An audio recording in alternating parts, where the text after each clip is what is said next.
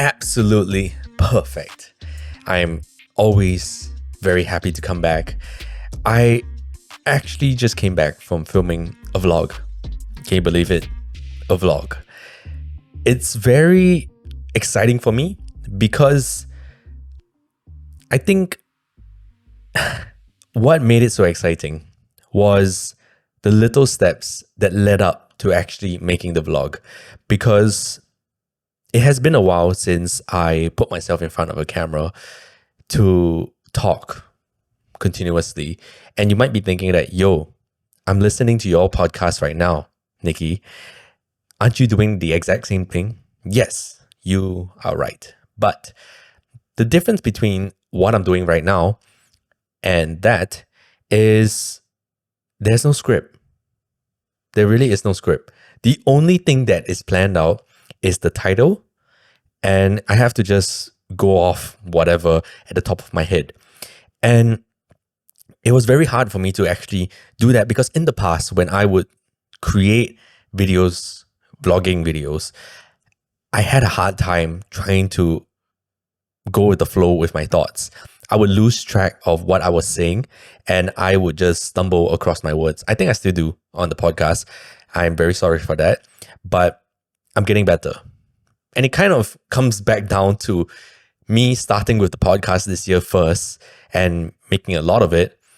But going back even further, before I even film any podcasts or put myself through filming these long form videos, I have a whole dump of short videos, which I already deleted, that's why it's a dump, on my phone. I would film myself on my phone just to get in the mood of trying to practice how to talk in front of the camera, and then I would record them and delete them afterwards. I'll watch them back before that. But the point, oh, there's a motorcycle outside. Not sure if you heard that. Anyway, the point of doing that is for me to practice speaking in front of the camera and trying to understand how to get used to talking with sequence in order of my thoughts. And it worked. So all the small steps of adding up, talking in front of the camera and talking in front of my phone has accumulated. And now I can talk in front of these cameras right here, me doing the podcast. And if you're listening on Spotify, I am in front of two cameras now, two angles, because more is better, right? But going back to the whole vlogging thing, because of the podcast, of me being able to talk out loud, this particular podcast also just has a title. It doesn't really have a chain of thoughts of what I'm going to talk about, but I know what I'm going to talk about. It's the small steps, which is kind of me leading into that with my vlogging story. But to conclude on the vlogging story, because I was able to film myself with my phone, delete those footages, now I'm able to talk in a continuous line on a podcast. That led to me being very confident in front of the camera in public, going off speaking my mind and speaking in sequential orders, which made life very, very fun. And I'm thinking back to the old times, I'm not that old, the younger days of when I would create vlogs, travel vlogs. I'll bring my camera overseas. I would attempt to vlog in Singapore. I would believe that Singapore is slightly boring if you do not have a life. And that is targeting me. When I mean that I don't have a life, my life is so optimized that there kind of isn't a lot of excitement. That's why you need to inject it with your own creative activities. And that is something that I would talk about next time. Well, actually, you can just go to my vlogs because that is what the vlogs are for. My vlog channel now, which was my main channel, Nikki Adopt, is meant to show you the behind the scenes of me chilling and how to enjoy life. It is nothing to do with whatever we do here about personal development, about growing yourself, hustle and grind. This is what we do here. And I'm starting to get very confused. Maybe it's a bit too much, but there are just so many channels that I'm handling. But it's okay. We'll get through it. I'm fine doing this kind of thing. But what I was trying to say is that how the small steps all add up. That is the main topic of what we're going to talk about today. Because as I go through life, I start to realize that I get very ambitious trying to do so many projects at once, so many things at once. We talked about before trying to clump everything together. And I just want to clarify, because when I talked about it in the previous one, I was not trying to say everyone should follow whatever I say in terms of you don't have to rush life, you don't have to get a car, you don't have to get married, you don't have to get the house right now at this point in time. But if your circumstances allows it, and if that's your dream, go for it. What I am trying to say is, if you are doing that while doing your university degree, while trying to raise a kid, while trying to volunteer, while trying to train for a marathon, while trying to save the world, there are just so many things that you cannot take on because we are just human like that. That is where I think back of all the people that I've talked to who do live like this. They want to do so many things, but they get stunned by so many options, so many pathways. The overwhelming amount of things to do is endless that they end up not doing anything. And I used to be this type of person where I would say, I'm going to be creating these videos and filming these things all by myself. Well, what's the film process? It is very big, very long. It is planning it yourself, finding your cast yourself, find the locations yourself. Then you got to film the thing yourself while directing the actors, while feeding the actors.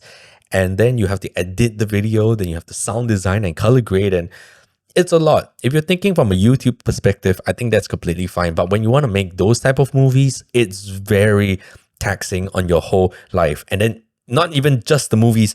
I want to create movies. Oh, well, then how are you going to make money? How are you going to live? Where are you going to film all these things? Like, are you going to use your savings to pay for all these kind of things? So there's a lot to think about. In conclusion, for this particular point, don't rush into everything all at once. It's not worth your mental health. Even if you can, don't.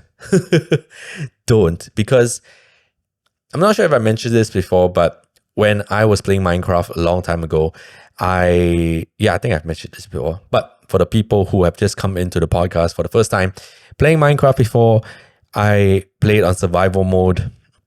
You go around hunting, gathering blocks, and you just grow your whatever you're building. And then from there, you go and find diamonds, you have adventures and that kind of thing. One day I found out creative mode, which basically gives you everything, all the blocks without having to work for it. And I was shocked because I spent all this time trying to collect all these blocks. And I was thinking, I spent 2 literal years of my life demolishing half a mountain. And now I can just get these blocks for free and also just destroy the blocks without having a diamond pickaxe. Like, bruh. And then after that, I kind of got bored with playing Minecraft because I just had everything all at once. So in the same manner, if you are trying to get everything all at once, especially in your 20s, 20s is very relevant to me because I'm kind of going to be moving out of my 20s. I'm going into my 30s 1 year later. And everyone in their 20s feel like you have to make it. But guys, we just completed university. We're just born. We are babies. We're not babies, but like we are babies in terms of life. Suddenly we have to know how to take care of ourselves or taking care of another person while trying to save the world. I don't think we need to know that at 20. Even people that I've met at 30 and 40 still don't know a lot because they've just been working in this survival mode where they feel it's still not enough. But that's a conversation for another day. I keep diverging because there's a lot of reminders that we need to remind ourselves that we have a whole life ahead of us. All of us. Even though you are 60 years old, I've met people who are powerlifting now at 60 years old. They change completely from being stagnant in their life to getting very active because, they are bored and they want to try something new and they feel that life is still worth it. So all of us are babies. All of us are people who can change our life at any time in our life. So don't take your time. Don't rush into it. But I think we should be talking about the main topic today, which is taking baby steps. And well, I think it kind of ties in a way where with every incremental move that you make, it will get you to a higher level and closer to your goals and closer to your where you want to be. Say you want to be this millionaire with a family and a house and a car and all that kind of thing.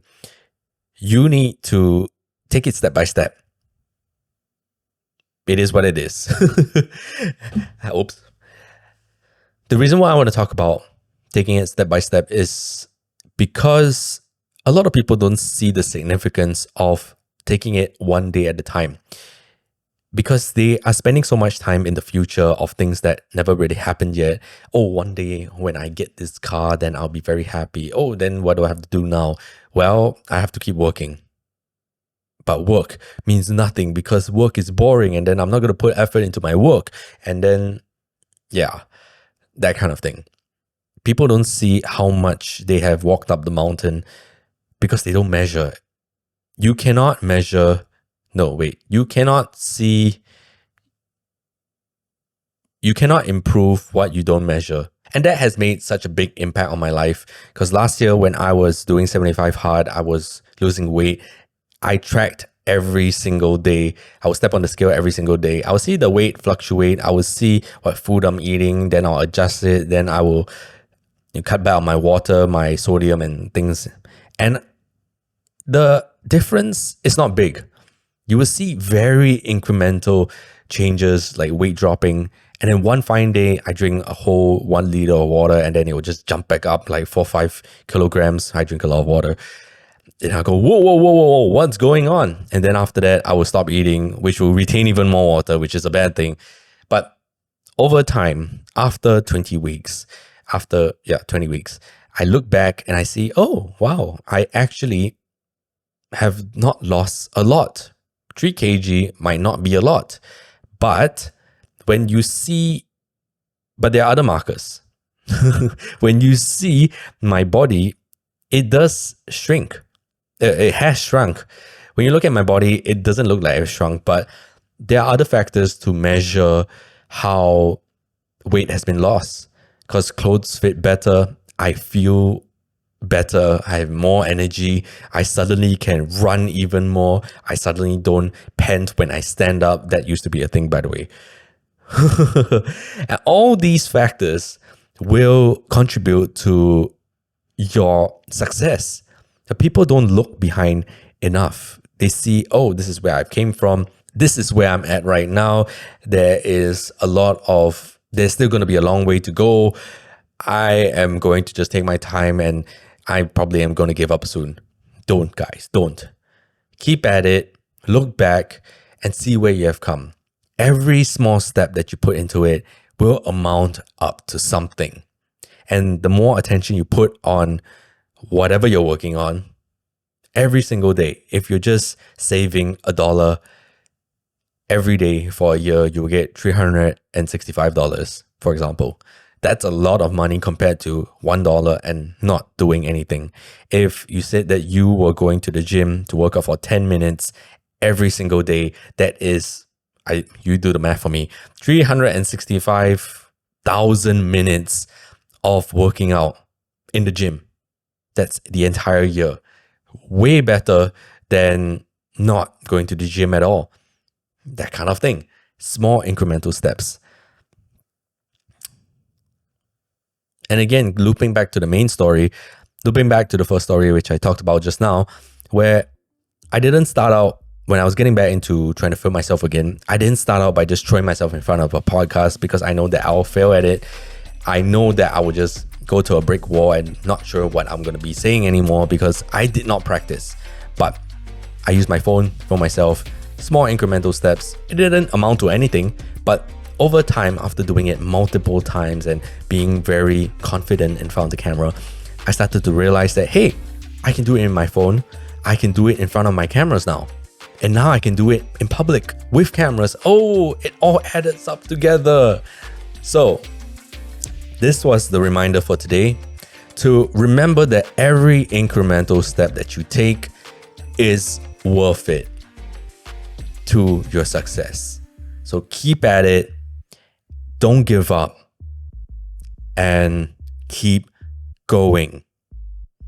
So that's all for today. I will see you guys on the next one. Goodbye.